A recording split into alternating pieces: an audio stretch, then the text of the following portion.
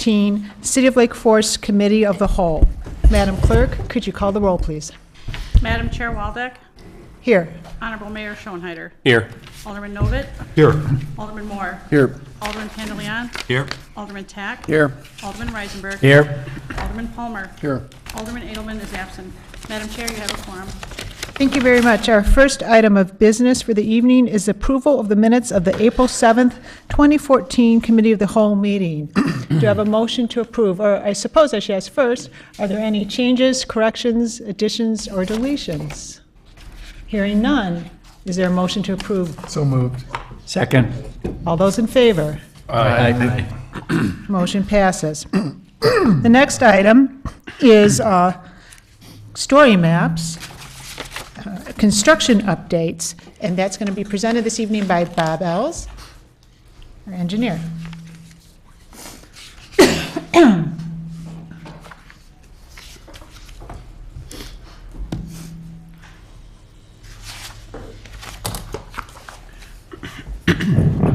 Good evening, Madam Chair, members of the committee. This evening, I'm here to give you a brief update on the 2015 projects. Most of these are CIP projects that you've all approved in the last few meetings. There's also 2 grant projects on the list, as well as Forest Park Phase 2 project. You've all been given a copy of this slide, and I would be happy to take any questions you have on any of these projects. We've just put the highlights of these projects that are all starting either this week or in the next couple of weeks. Does anybody have any questions? On the annual pavement resurfacing program, is part of that the pothole program, or is that the actual cycled? The annual pavement resurfacing is the actual resurfacing of the streets. The annual asphalt pavement patching, number 3 on the list, that is the large patches that we do by contract every year. Actual small miscellaneous pothole repair is done in-house by streets and sanitation forces. Alderman Moore, after we do the story maps, we'll come back to the email from Alderman Edelman and talk about that item. Okay. And Bob, just so I could, selfishly, because I'll have a lot more time, for the McClory shared path, where it goes from Illinois to Woodland, what work are they doing? Are they resurfacing the path in that area, or? No, sir, that's the construction of the new portion of the path. Currently from Illinois to Woodland, the official McClory Bike Path runs through the commuter parking lots. Oh, okay. This is the grant project, the grant we received back in January to actually construct a 10-foot wide shared use asphalt path through the parkway. When's that actually going to start? It's going to start in September. Okay. Thanks. You're welcome. On the sewer lining, I know that we've been doing it for a number of years. How many more years are we going to always have to be doing it? Because the one that we started with will wear out by the time, Well, or no, is there going to be a period where everything's lined and we're good for 20 years? it's going to be quite a while before everything's lined. We have about 220 miles of sewer in the city, and I believe we've lined about just under 20% of that over the last 7 years, 8 years, I think, since that's been going. Any further questions? Hearing none, Bob, were you going to present on something else as well? I am going to introduce Brian Joyce, the engineering supervisor. This is a project that one of the many he's been working on the last couple of months and ties into this project update, and he's going to show you the bells and whistles, if you will, that we added to the website for keeping residents and any interested people updated on these projects as they go forward. So I'd like to introduce Brian Joyce.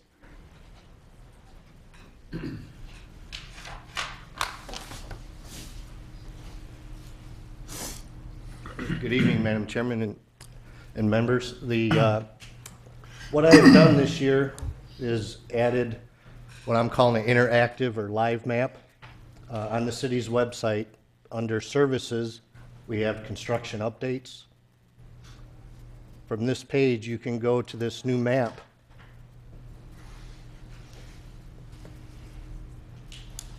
What this will show and give the residents the opportunity to do is they can click on any project that's highlighted, and it'll give them details on where we're at on the project, what's coming up in the next week, and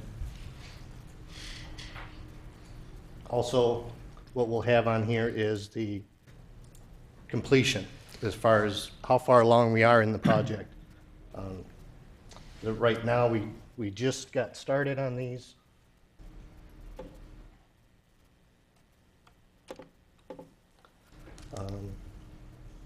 And unfortunately,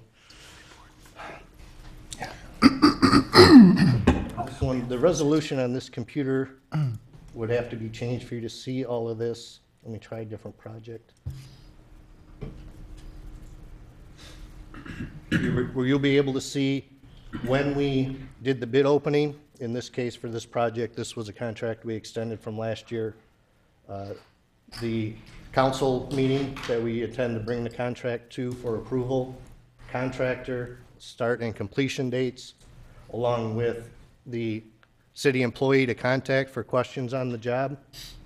And then in this paragraph here, this is the one that will change every Friday. This will be where the update is to give the residents the progress on the project.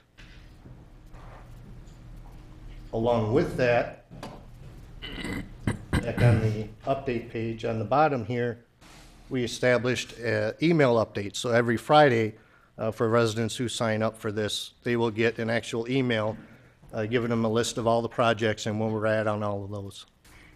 Does it say, click on the map for details? Can you scroll up a little bit? Because What I did is I put in two, some people like to click on a map, some people click here. okay. It takes you to the same location.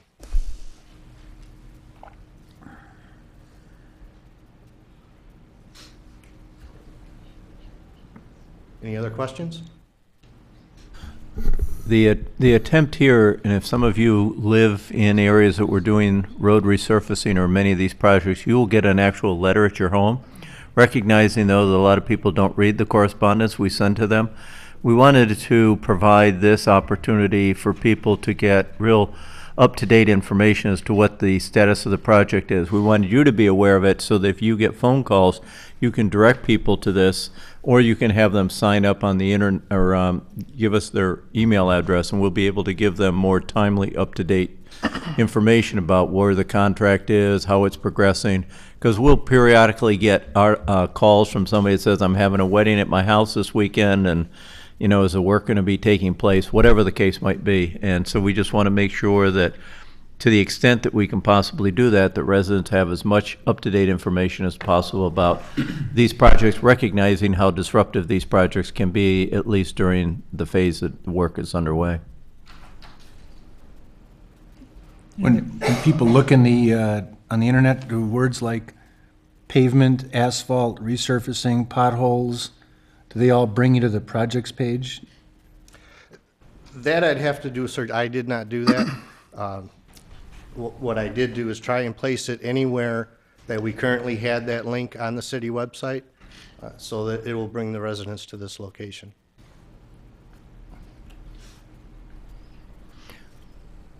Okay. Any further questions? Okay, Hey, thank you, Brian, maybe while you're there, do you want to bring up Telegraph Road?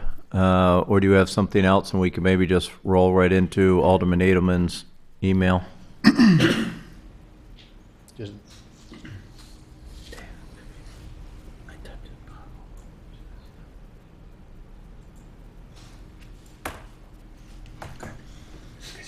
And you're looking just for the location, or you're looking for this? Well, why don't you go back to the map that you were just showing? Because I think it'd be important to clarify for everybody what work is being done currently in that area and then what Alderman Edelman's request was. Okay, currently, what we have on our list right now is to resurface Telegraph from Everett School to Old Mill. That is currently in the program. I guess what we're looking at is the southern portion of Telegraph from Old Mill to Bannockburn.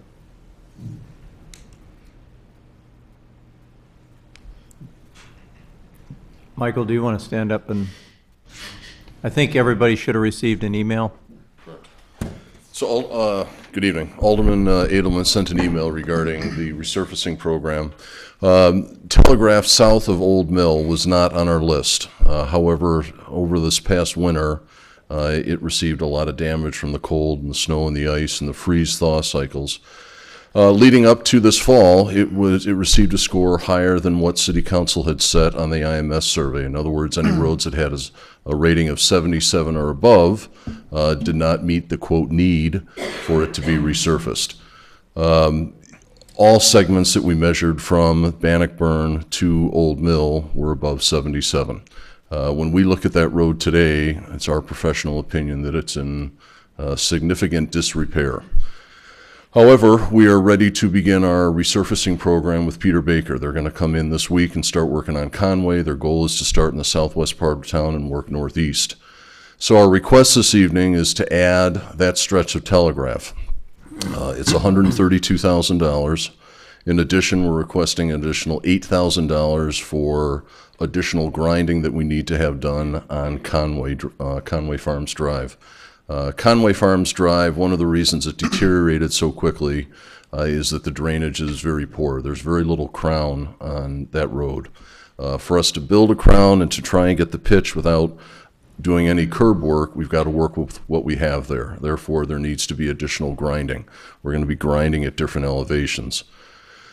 Every 50 feet or so, the grinder will have to stop and rework its elevation. That is going to basically cost time. So Peter Baker and Sons, rather than grinding the street and having all the semis lined up and knocking it out within a day or two, it's going to take them extra time. So at our pre-construction meeting last Monday, they said they'd come back with a price. It's additional time, which is $8,000. So our request this evening at the City Council meeting, the second meeting, is asking for City Council approval for an additional $140,000. $132,000 will get us the ability to resurface and stripe Telegraph south of Old Mill to Bannockburn, as well as the $8,000 for Conway Farms Drive, the additional grinding that is needed. With that, I'll be happy to answer any questions you may have. So the obvious question is, well, I guess there are two obvious questions. One is we allocated some additional funds for resurfacing for this year. And I think the last meeting where I was not present, but I read about it. And then secondly, if that doesn't cover it, or if that's in a different bucket, how are you intending to cover the cost? The additional dollars that the Finance Committee put in was an additional $200,000 in the asphalt patching program. Same contractor, but Baker comes in and does patches that are at least 6 feet wide, and go ahead and name the length, at least 23 feet long, if not larger. They measure basically on the square yardage. So the patching program is where we increase that budget from $250,000 to $450,000. This is the resurfacing. This is the complete roadway where they grind, they'll adjust manholes, and they'll stripe it when they're done. These are dollars requested for that program. Right now, as we go out to Telegraph, if we were to mark everything that would need a patch and it would look like a checkerboard in the end, it's about $70,000 worth of patching. So of this $450,000 that we're looking to do patches throughout town, right now, 70 of it would go towards Telegraph. Our request is that we receive $140,000 to be added to the resurfacing program, and let us use those $70,000 for patching. We have a long list of patching that needs to occur. Right now, we've got 103 spots. We can easily add another 30 to 40 of them by week's end. So that is the request. So this is just a net add, Of $140,000, correct. and it's to not, the you're not resurfacing. planning to reallocate those dollars from some other place in your budget anyway? Correct. Unless there are savings, as we go through the fiscal year, if there are savings throughout the capital improvement budget, then that's fine. Otherwise, there's an appropriation ordinance that would need to be adopted at the end of the fiscal year. Okay. To fund that. Are you through, George? Well, I was going to reiterate Mike's observation. I actually drove on, I come in that way every night, and every once in a while I need to go to Sunset or something, and I use Telegraph. And I think literally the night before he wrote that email, I drove across that section of road. It is deplorable. And I think actually as a safety matter, we probably ought to just go and do some short-term pothole filling really fast, because people were literally weaving back and forth. I mean, one guy that was avoiding a pothole, while I was avoiding a pothole, we almost, didn't make it through. So Correct. they're all, oh wait, I don't need to say it, but they're all over both lanes, and you can't really avoid them. So, Well, I can tell you, I didn't avoid that pothole today. And I thought I blew out my right front tire. Yeah, no, that's Honestly, bad. it was right around noon. And I had ridden down there a couple of days before that, and I knew it was bad, but I mean, I hadn't experienced it the way I did the way I did this afternoon. So, I mean, I'm in favor of it. As a matter of fact, I'm in favor of the whole thing. As long as you, as finance chairman, have no problem with it, and Elizabeth has no problem with it, we're not strapped for cash. Because this is the year after this winter. I just think we need to. This would be a year that I would absolutely add more funds to this. I was obviously in favor of the additional, I think, 200 we did. And it is a gateway. It's kind of a minor gateway, I guess. It's not a state road but clearly, and it is clearly in need of it. And to spend $70,000 and not get it right when you can spend an additional 60 just seems like throwing bad money after good. So I'm in favor of of your entire proposal. We had our pre-construction meeting with Peter Baker last Monday, and as this whole program rolls out, as it does every year, sequencing to them is very important, and they made that known to us. So they set up their routes as far as the grinder and the various crews. They set and they work. This year they're working from, as I noted, the south and the west part of town, working northeast towards Lake Bluff, because our agreement, our contract, was jointly bid with the Village of Lake Bluff. So they want to finish up there, and they made it very clear to us that if we were to ask them to return and go back to any other spots that they've already passed, there'll be additional charges, which we respect. That makes sense. So. As long as Mike's up there, would it be appropriate time for him to address the additional concerns? Mike, as long as you're standing there, could you also address Alderman Edelman's concerns in that same email about the sprinkling bans and how it would relate to Deer Path Golf Course? Sure. As you recall at your last council meeting, the resolution was adopted by City Council that was forwarded to City Council from the Public Works Committee. Included in that resolution has specific days that residents and property owners will be allowed to irrigate and days that they will not be allowed. Since there are 7 days in a week and we have even odd, it makes it very simple and straightforward to say no irrigation allowed on Mondays. Even addresses would be allowed to irrigate on Tuesdays, Thursdays, Saturdays, odd on Wednesday, Friday, Sunday. Again, within the specified period of time. No one will be allowed to irrigate from 10 a.m. to 8 p.m. It's the time we need at least to build up those reserves. The proposed ordinance, at least the initial ordinance that we were reviewing, made that clear for all property owners. And Alderman Edelman raised a concern about does that include the golf course? And our initial interpretation was yes, that would be the case. In speaking further with Alderman Edelman and Vic Filippini, our city attorney, we discussed more along with our Parks and Rec staff the idea of following along the same guidelines that we have over the past 2 years and working more closely with the golf course maintenance staff. And that is there a way that we can still allow Deer Path to irrigate so they don't lose turf? If they lose any of that turf, it's significant dollars to replace. It's not something that we find in our backyards and we lay some seed down. It has a significant financial impact to the golf course. So as we have the past 2 years, what we are proposing via this ordinance, this code amendment, is to allow us to work with the maintenance staff on a daily basis if need be, to somewhat give them a time and almost a volume that they can go ahead and irrigate with. It has worked very well the past 2 years. We've been able to work with Tommy Wilson and say, for example, hit the tee boxes from 4 a.m. to 6 a.m. We can look at our trend charts and see when our heaviest demand is and when things begin to lighten up. And Tommy can set the controls to do exactly that at Deer Path. So in front of you this evening is a request for first reading, and if you so desire, final approval of the code amendment, which will update our irrigation rules.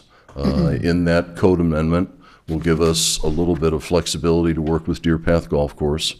And then finally, we will put together and have worked with Susan Banks on putting together a very comprehensive ad campaign. Every resident will receive a postcard. We've got ready to go next week. We'll put it on the city's web. It'll be in the dialogue at the end of this month. It'll be on cable TV. It'll be on the community boards. Basically letting everyone know, regardless whether it's an automated irrigation system or if it's a manual system, you bring out your Ace Hardware oscillating sprinkler, doesn't matter. Even odd, no irrigation on Mondays, here's the time frame. And we believe that's going to be the best approach to allow the water plant to build up those reserves every day. So that's the irrigation issue, I believe, on your first city council agenda this evening. And Alderman, I would mention too that we do have representatives of the course and Kemper Sports Management who operate the course on our behalf, as well as I see in the back. We have a distinguished guest from the Golf Advisory Committee, Tim Newman, as well. Any questions? Yeah, I've got one. Is there anybody else in town that makes a living from turf or that would feel entitled to be an exception as well and that we would want to include in this? On Wensia Golf Course, or I'm thinking maybe, I can't think of anybody right now, but They have wells. they have their own wells, but I mean, is there,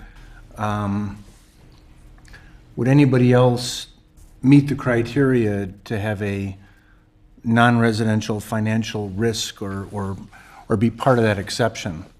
Because if we're going to make an exception, which I completely support, it should probably be because the golf course is so financially tied to watering. And does anyone else meet those criteria? Well, interesting question, because the ones that I'll give you are exactly the same ones that use a large volume of water in the overnight hours, and that's the challenge. That's exactly what we're trying to address. So if we look at Lake Forest Hospital, Lake Forest College, Lake Forest Academy, Knollwood Club, Conway, they still buy water from us. They're large users. You add on to that the 1,500 automated sprinkler systems. That's the challenge. But to specifically get at, I would suspect that a Knollwood Club and an Wensia, at times, if they're having a challenge with their well filling up their ponds, they would always consult with us and ask permission to open up and fill their ponds with city water. That's part of the water well agreement, is that it's not an automatic thing. They need to consult with us, and if we have the volume, the ability to give them water to fill their ponds up, then we tell them they can do so. But as far as your specific question of anybody making a living to that extent, I would suggest it's the private golf courses. So would that mean that Knollwood and Wensia, if they needed to fill their ponds, would be exceptions? Exceptions based upon, and again, based upon the permit that we have issued them years ago on their water well permit that says if we have water to give them, then yes, and they will be allowed to. So to answer your question, yes, they will be allowed an exception if we have the capacity to do so. In the current draft of the code, it would do that. I would suggest also in the proposed as well. It was a question, I'm sorry. In the current draft that we're voting on? Mm-hmm. Vic, do you want to opine on the topic? I just want to be consistent, that's all. The draft in your packet would subject the other golf courses that Michael mentioned to the sprinkling limitations that are in the ordinance, the Tuesday, Thursday, Saturday. I think distinction between those golf courses and Deer Path is that they do have the alternative of their irrigation wells. Deer Path is strictly using city water for their watering purposes. So they have a better opportunity to manage it. Where they use our water, as I understand it, is simply to supplement their existing wells and to fill their ponds when the wells and their pond sources become low. So nobody is as dependent as Deer Path, from my understanding of things. And the other golf courses, while they do rely on it as a backup, it is not their primary source of water. I think, and the only thing I would add, I think, Alderman, to your point, is it has been our practice and can continue to be our practice in the future that if Awencia came to us, and I think this actually happened last year, and they had a problem with their pump system, and they said, we can't replenish our wells at least for 48 hours or whatever the case might be, we would work with them. I think the key as part of this ordinance is that Knollwood, Old Elm, Conway, everybody doesn't turn on and replenish their ponds at the same time. And so we have a way of coordinating that, and we would continue to work with them because I think your point is a good one. They have as much of an investment in their greens and tees and fairways as we do at Deer Path, and we would try and work with them as long as it didn't jeopardize the overall safety of the water plant. Okay, so they wouldn't, If I might add one other thing, which might be a little more responsive, we do have, in our current regulations, which is not changing, the city manager's authority to make rules to accomplish the overall goals of preserving the water and providing the water. So as part of the rules that we've developed over time, and again, they can be modified, but what Bob was just describing is already authorized under the code and is not part of one of the changes that is presented in the ordinance tonight. so you can override any time to solve a problem. That's how the rule, or the ordinance would allow him to do it. I didn't realize I had so much power. Any other questions? All right, thank you very much, Mike. The next item on the agenda is other matters. Does anyone have any other matters that they would like to bring up? Hearing none, we will move to the next item. Item number 6 is opportunity for public comment. Is there anyone, member of the public, who would like to address the committee of the whole tonight? Hearing none. Next item is adjournment. Is there a motion to adjourn? So moved. Second? All those in favor? Aye. Well, meeting adjourned. Susan, you don't want to go anywhere, right? You're taking pictures? Just